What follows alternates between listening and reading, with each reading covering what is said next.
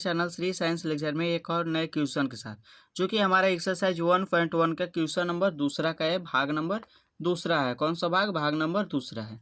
देखिए क्वेश्चन है, पूर्णांकों के निम्नलिखित युग्मों के एचसीएफ और एलसीएम ज्ञात कीजिए। क्या बोला है? पूर्णांकों के निम्नलिखित युग्मों के एचसीएफ और एलसीएम ज्ञात कीजिए तथा इसकी जांच कीजिए कि दो संख्याओं का गुणनफल यानी कि एचसीएफ, दो संख्याओं का गुणनफल बराबर एचसीएफ गुने एलसीएम।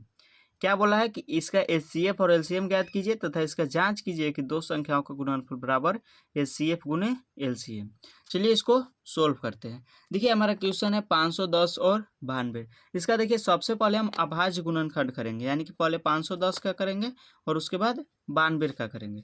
510 का अभाज्य गुणनखंड करेंगे तो इसमें 2 से पहले लगाएंगे तो हो जाएगा यहाँ पे 2 दूना 4 और 1 बचेगा, 1 1 11 2 5, यानी कि 2 पचे 10 और फिर 2 पचे 10, 255 हो जाएगा।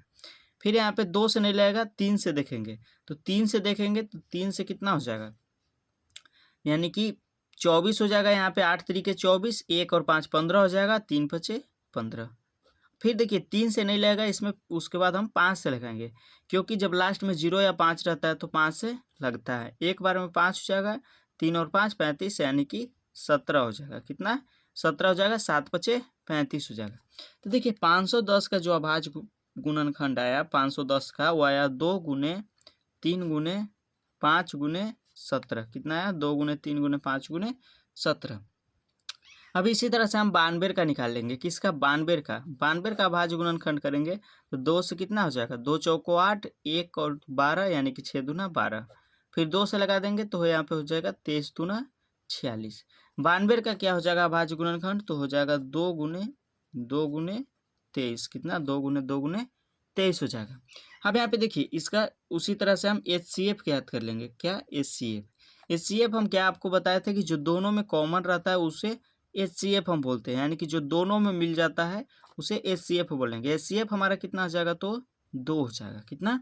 2 हो जाएगा। अगर आपको पहला यानी कि भाग नंबर पहला चाहिए तो आप प्लेलिस्ट से निकाल सकते हैं। तो देखिए इसका एचसीएफ जो हो जाएगा वो 2 हो जाएगा। अब इसका देखिए एलसीएम क्या हो जाएगा। एचसीएफ कैसे गया इसको ज्ञात किए, तो जो दोनों में कॉमन रहता है वही इसका एचसीएफ होता है।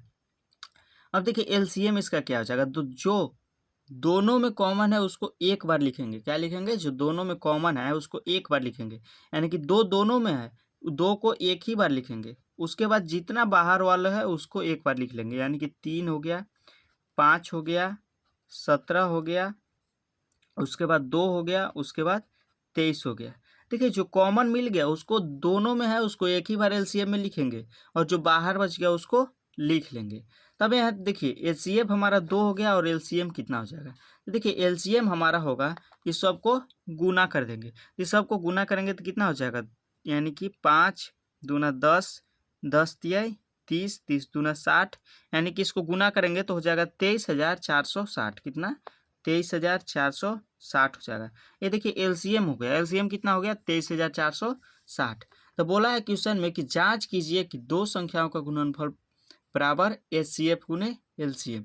क्या बोला है? इसका जांच करना है कि दो संख्याओं का गुणनफल बराबर एचसीएफ गुने एलसीएम। दो संख्याओं का गुणनफल, दो संख्याओं का गुणनफल बराबर एचसीएफ गुने एलसीएम।